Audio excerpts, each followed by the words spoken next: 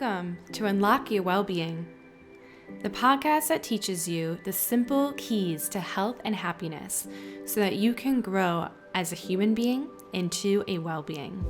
And now here's your host, author, certified wellness coach, mother and wife, Alisha Leytem.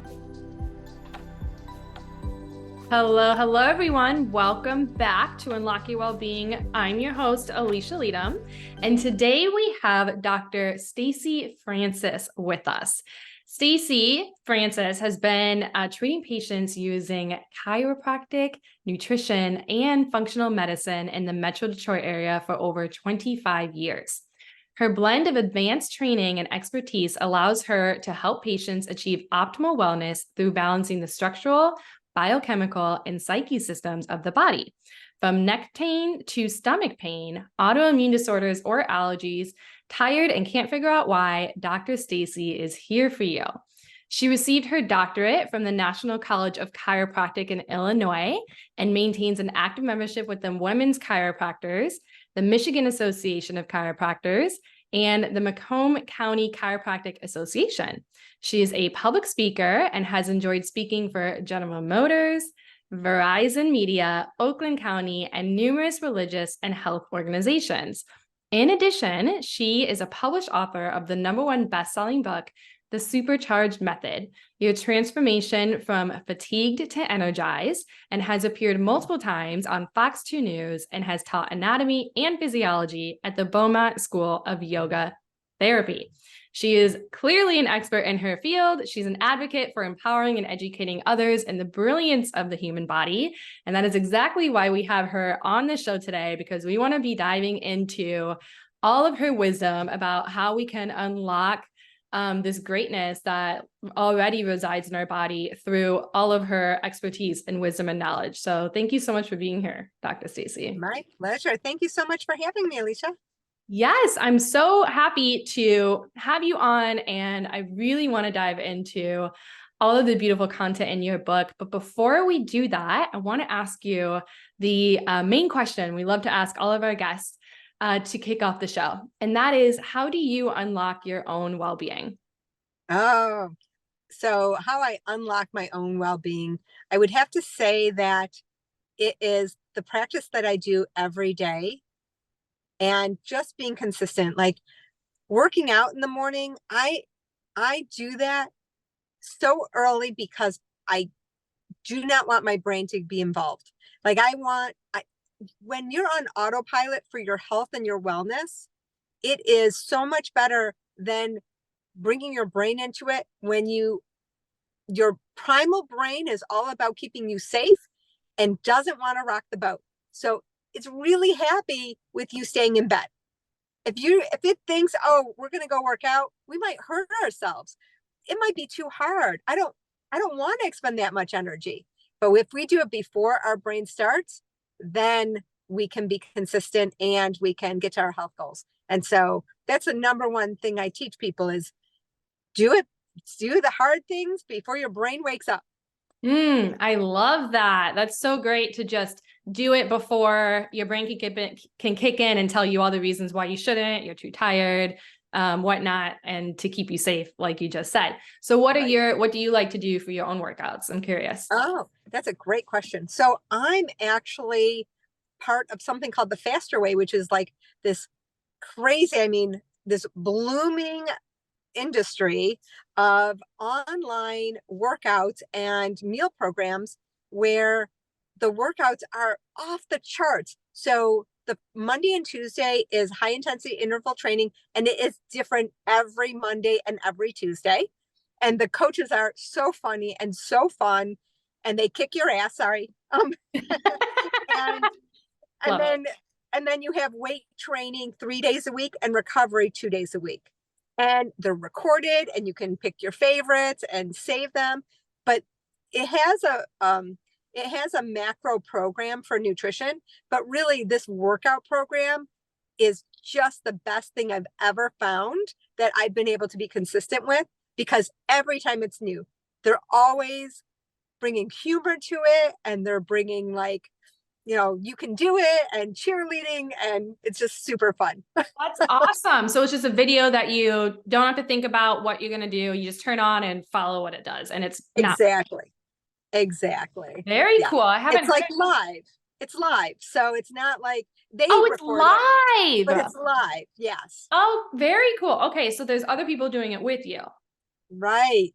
Yeah. That's an extra part of motivation that sometimes Yeah. helps, right? Knowing that, Super fun. Yeah. right, you're up super early with at least you're doing it with other people. Right.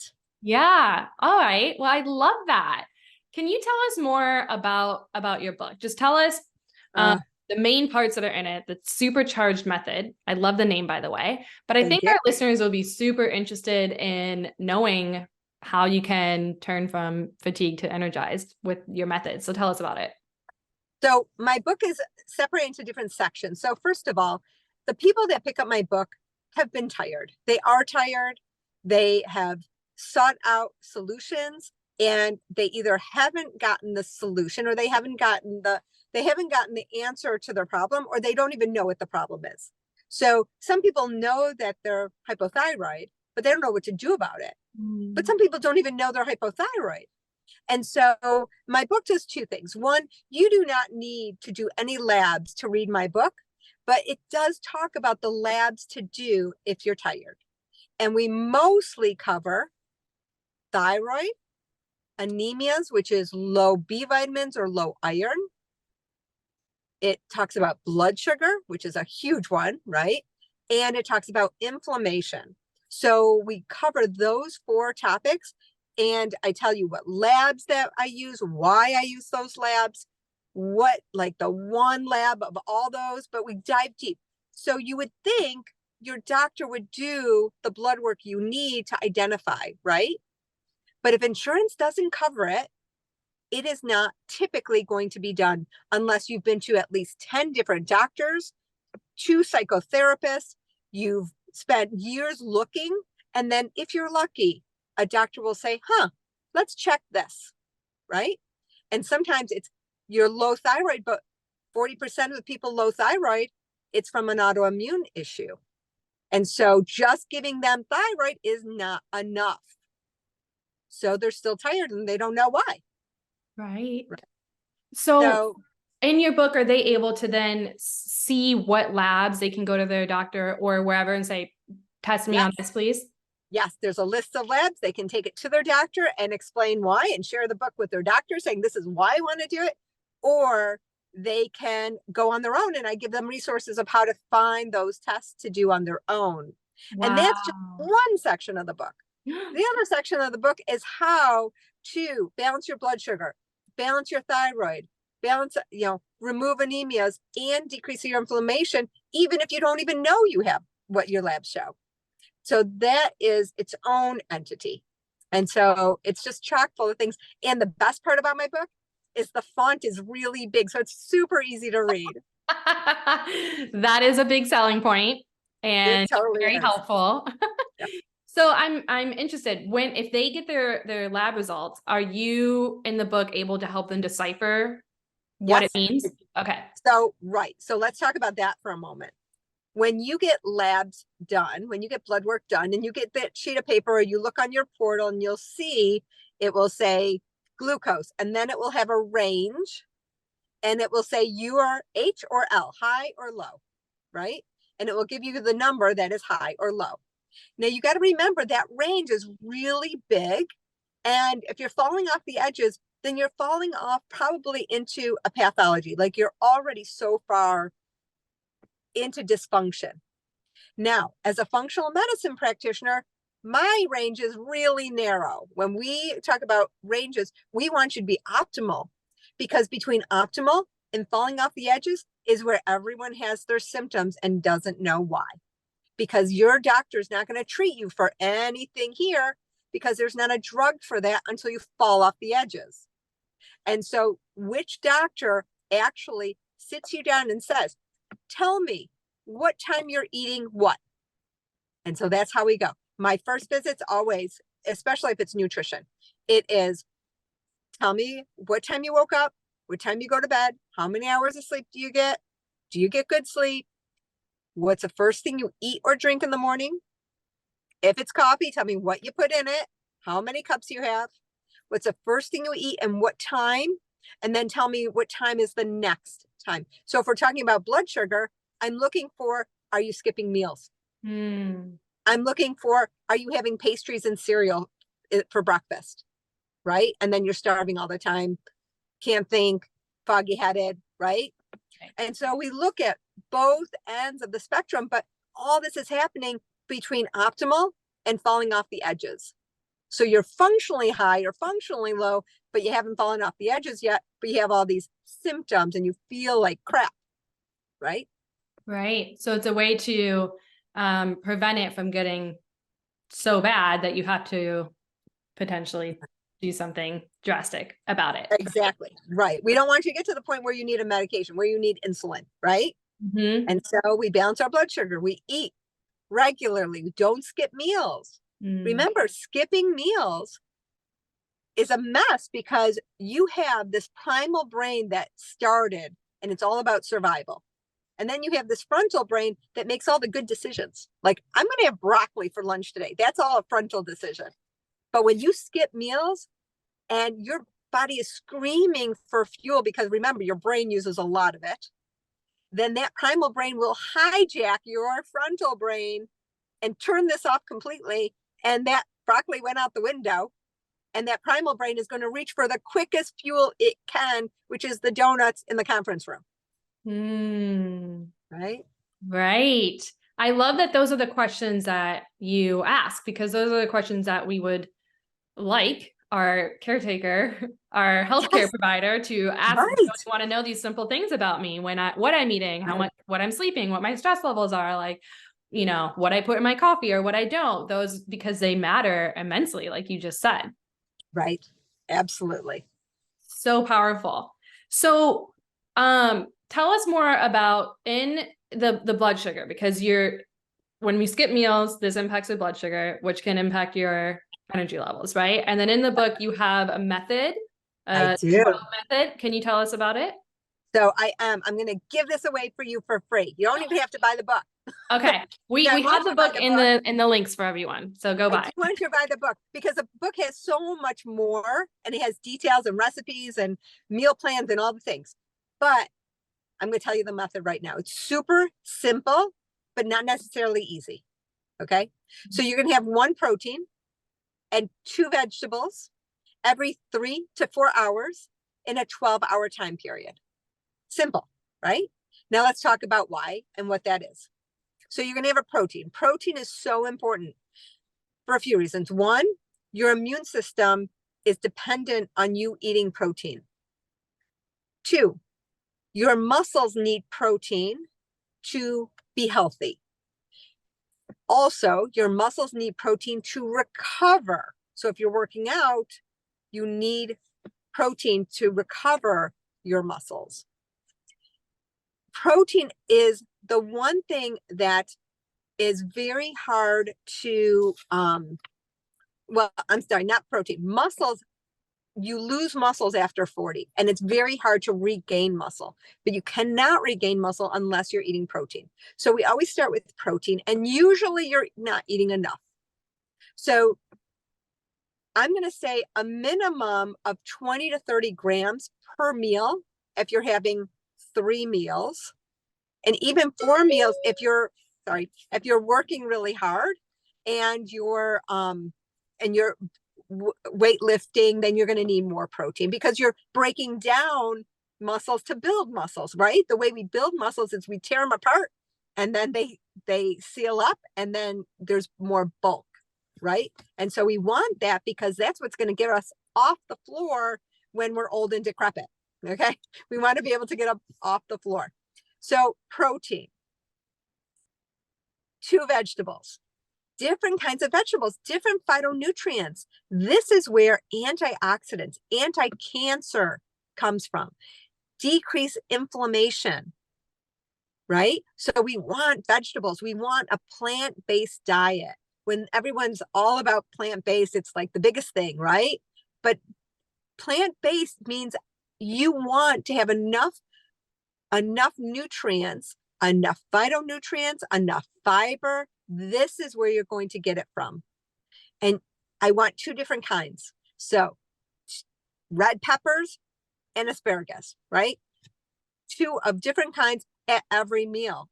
So if you're eating, 4 times a day, 2, 4, 6, 8 cups of vegetables. Now we really want more like 11, but people are getting less than 2. So if you have a big salad, that's a good head start, but we want you to be consistent with a variety of vegetables. It also is fiber, so it's going to move things through. If you are not pooping every day, we're going to talk and we're going to remedy that. Now, some people have a hard time digesting vegetables, so it is certainly okay to have cooked vegetables. And sometimes it's, I make this amazing roasted vegetable medley, which is like all different kind of bell peppers and carrots and sweet potatoes and butternut squash and summer squash and zucchini. And I just mix it all up. I put it on a bunch of baking dishes. I put some olive oil and some salt, pepper. Sometimes I put some spicy stuff on there, and I roast it at like 400 for like 30 minutes. Amazing. You just scoop it out and you put it with your protein. Simple, right?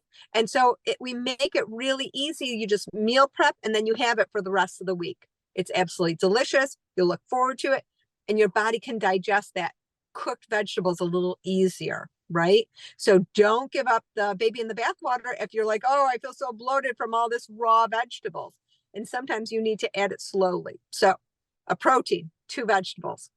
Got that part? Okay. Now, every 2 to 3 hours, remember we talked about the skipping meals is such a bad idea, but that doesn't mean you can't intermittent fast.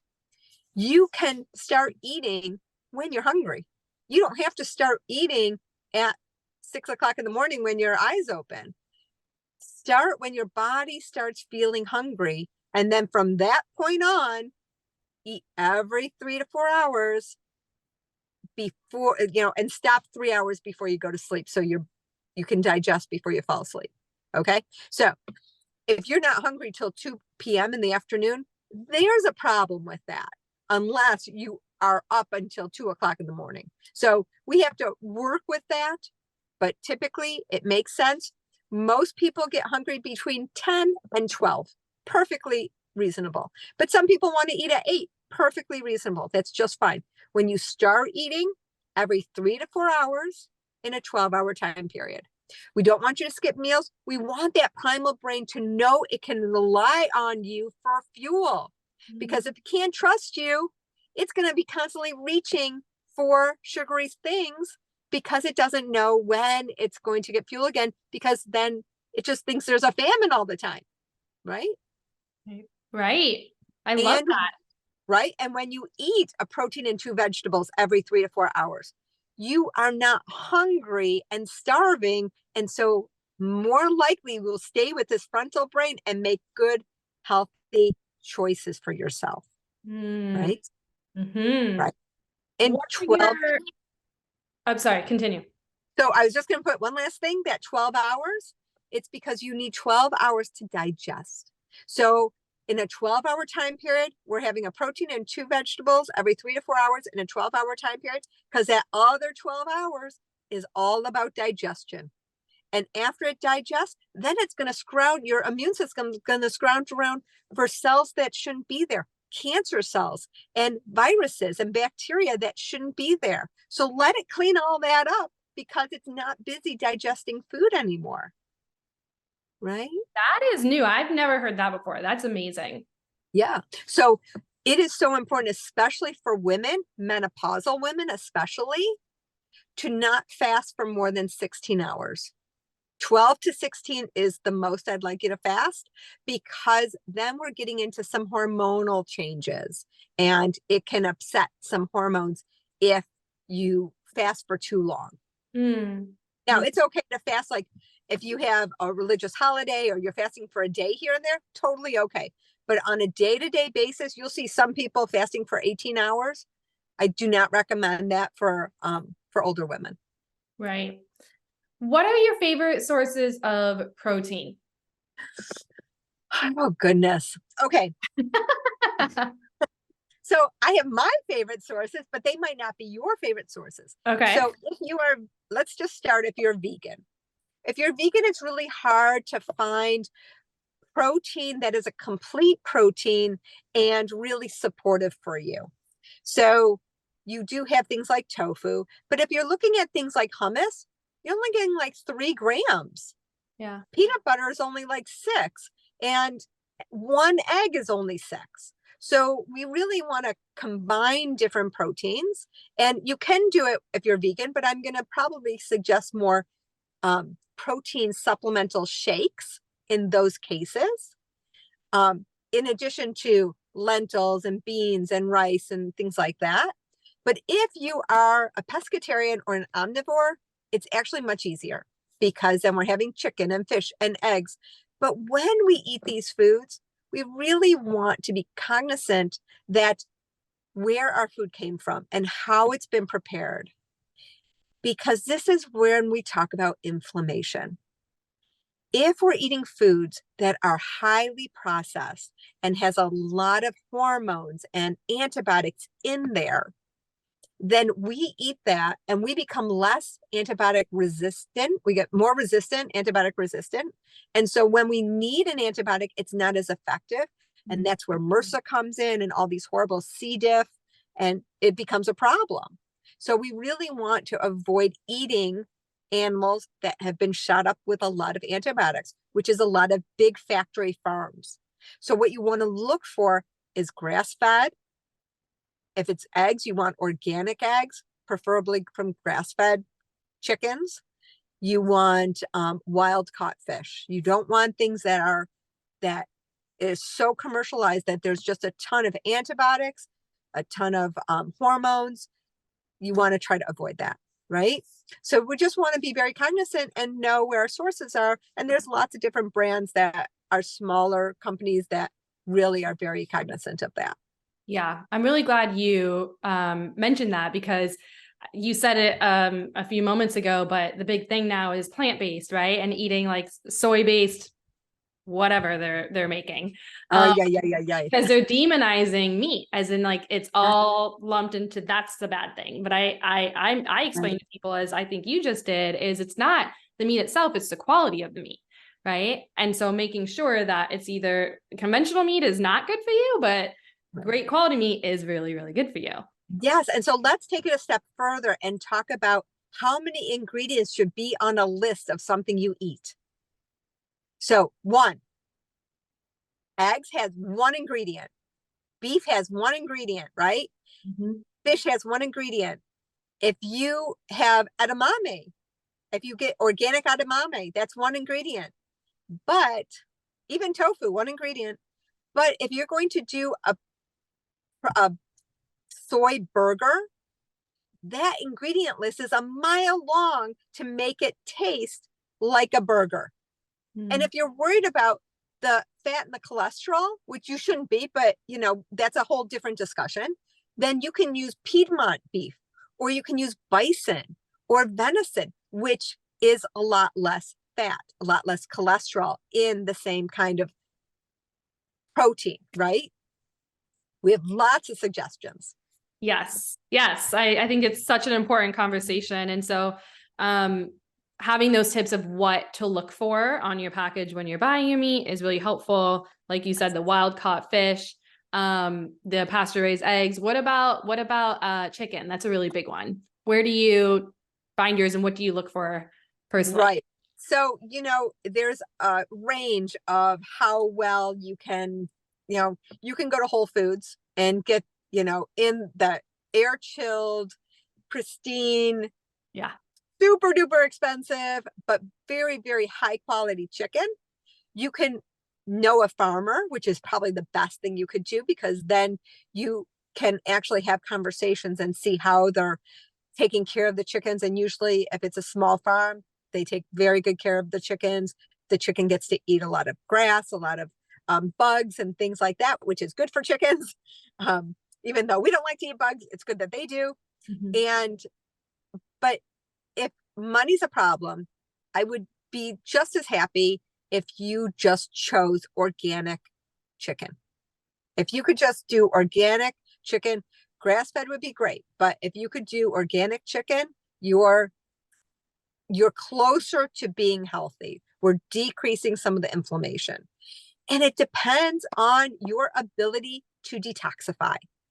If you have something called MTHFR mutation, we'll talk about that in a minute, that means you can't detox as well. And so you might not be able to have just organic chicken. You might need that extra. And we might need to find, you might be more tolerant to lamb, which is typically a healthier meat for a lot of people because it's usually not injected with so many things. So we would pick a little more carefully for people that have a harder time with detoxification. Now, what is MTHFR, right? So that is a genetic inability to convert something like folic acid, which is a synthetic B9 vitamin that is in most boxes and bags like crackers and bread and enriched flour, right? And they can't convert it into the methylated form that your body actually needs and uses. And this will cause ADD, it will cause focus problems, memory problems, even heart issues. And the way we can identify it, and we talk about this in the book, is when we do the blood work, one of the things we'll test for is homocysteine. Because if you can't convert, then you're going to have an offshoot of this inflammatory compound called homocysteine, and we will see it right there, right? If that is high, we know you can't make that jump. And then we're going to say, okay, you're going to look out for folic acid. You're going to avoid all that. You're going to take a methylated folate to kind of patch those holes, and you're just going to be really aware. And one of the things that you know that you're not detoxifying properly is if you get a headache when you walk down the grocery store aisle with all the detergents. Interesting. Right? Or you get foggy headed, or in the department store when they're spraying all the perfumes at you, right? Yeah. Or if you avoid that, then you know you're sensitive to that. And then you do want to check homocysteine, and you want to check other pathways that have to do with detoxification. Wow. So you're saying that you can understand if you don't detoxify very well through this test of your blood, and then in your book you're able to help them make the diet changes so that you can better detox. So we're just right. We talk about avoiding folic acid, but we will work together if it gets too complicated. If you're confused, like the book only takes you so far, right? That's when you call me and we have an appointment together and we discuss things and we put things in place. And I'm such a good hand holder. And so I hold my patients' hands through the whole process, right? And so that they're super confident and comfortable in whatever program that they and I choose together for their health goals. Now, do you do virtual? I do. Sessions? Okay, that's good to know because we have people all over. Yeah, right. So sure. That's really great to know too. Like, okay, I can take the first step into this through the book on my own, but if and when I need additional help beyond that, I can just call Dr. Stacey and she can tell me what I need to do. Exactly. 100%.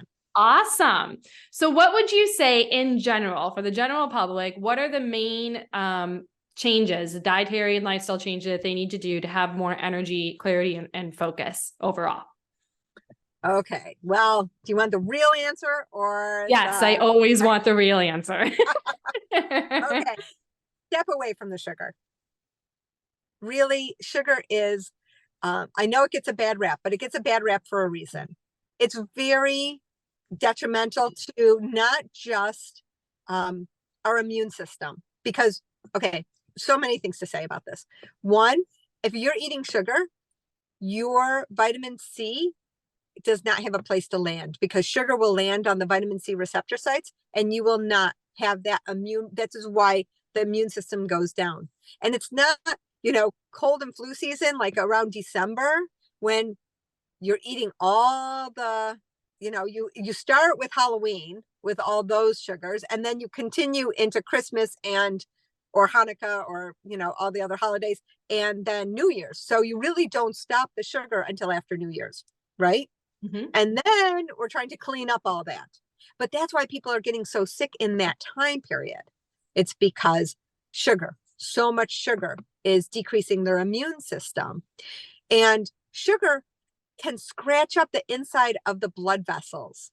And when it does that, cholesterol is going to go to help repair those little scratches, which means cholesterol is going to increase in your bloodstream, and it's going to look like the bad guy.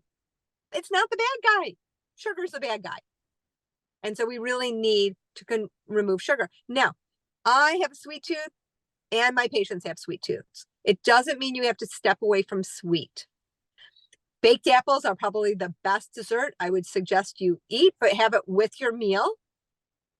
And you can have allulose, stevia, monk fruit. Those are really good sweeteners to use. And I connect people with lots of bloggers that have really great recipes that use those and have made magic with those. So do not think like you are going to feel deprived on anything that I guide you towards. You will not. Myself and my office manager, we're huge foodies. And so we're always giving out recipes and sharing recipes and putting together meal plans to help people really thrive and love their life and their food. I also find that when you're more satiated in your meals throughout the day, you crave sugar less. Of course. Remember, you crave sugar when that primal brain is taking over that frontal brain and hijacking it. So you really want to eat your protein, 2 veggies every 3 to 4 hours in a 12-hour time period. And in the book, we tell you where to put potatoes and rice and how to incorporate fruit and all those things, and healthy oils. There are 3 healthy oils, not any others. Olive oil, avocado oil, coconut oil, those 3. I was hoping you'd say coconut oil at the end. I'm like, please say coconut oil. Those 3. Do not talk to me about soybean oil or grapeseed oil or canola oil. Those are a no, and those are highly inflammatory. Just don't eat them. So my 2 things are step away from the sugar and stay away from those industrial oil. You think soybean oil would be like from soybeans? It's not. It's an industrial byproduct. Not good for you. Mm-hmm. So I'm hearing 2 things to remove for more energy. Stop with the seed oils, which is in pretty much everything processed, and sugar. Yes. And you'll feel a lot better. Side note, thoughts on dark chocolate? I'm good. Yeah?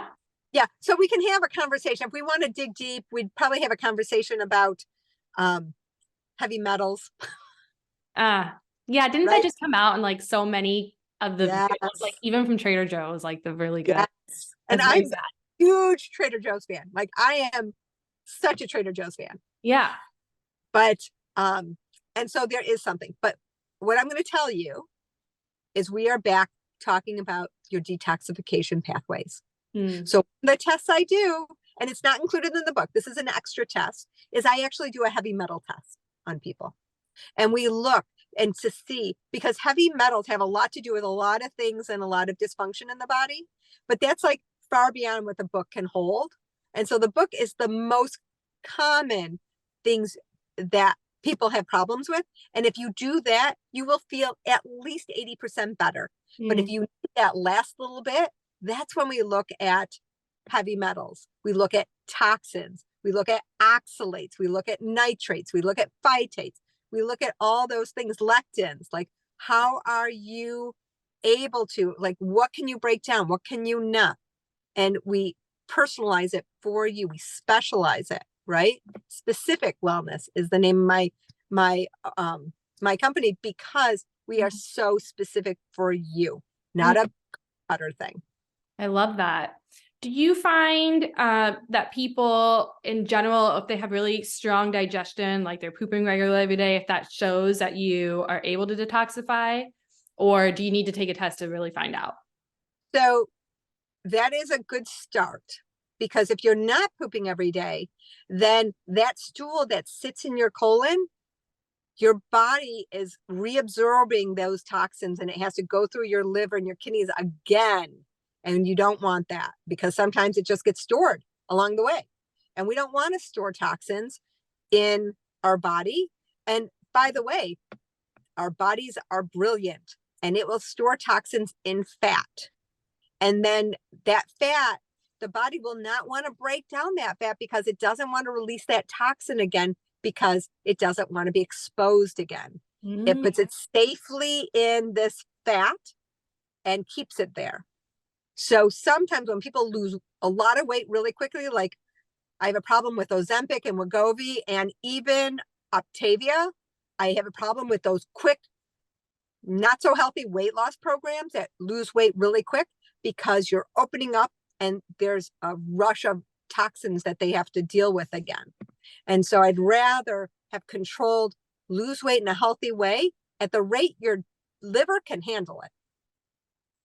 Yes, that makes a lot of sense. And it's more sustainable in the long run if you're able not to losing muscle. You're able to maintain muscle as you're losing weight. It's, I could go on a whole tangent. We could have a whole conversation about that, but let's do it together in a healthy way where you're getting nutrients, you're getting protein, you're not starving yourself and you're not hijacking your brain, right?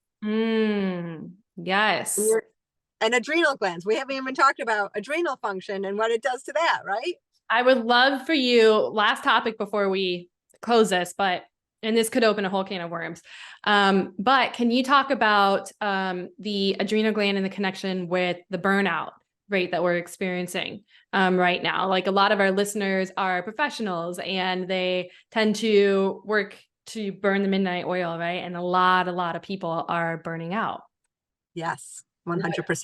What do your adrenals have to do with it? Okay, first of all, let's talk about what exactly is happening. Your primal brain is out to survive, and it cannot tell the difference between a charging rhino and a deadline. And it will put you into fight or flight. What that means is your body will redirect all your blood flow from your digestive tract to your heart, your lungs, and your muscles. And it will keep it there until you fight or flight. And so if you're constantly in this state, then it's cortisol from your adrenal glands shooing out this danger chemical. We got to run, we got to fight, we got to run, we got to fight. And it doesn't stop. And that constant wear and tear of the adrenal gland pushing out cortisol makes your adrenal gland really fatigued. And then it can't function. And then you wonder why you can't pick your head off the desk at 3 p.m. Right? So what do we do? What do we do? So one, it really is about balance. I do not want to. So we use busy like a badge of honor, right? I'm so busy. Right? Oh, I see it all the time. Like if I'm not, because I'm so busy, I'm more important as a person, right? Yes. And I'm a culprit of that too. Like you and I, we wrote books, we have all these things going on, right? But we also know what balance is. And we need to prioritize balance like we prioritize busyness. And that means getting good sleep, getting all your water, breathing. In my book, one of those 5 things is you need to chill for 20 minutes. And sometimes that means taking a nap, and that's okay, right?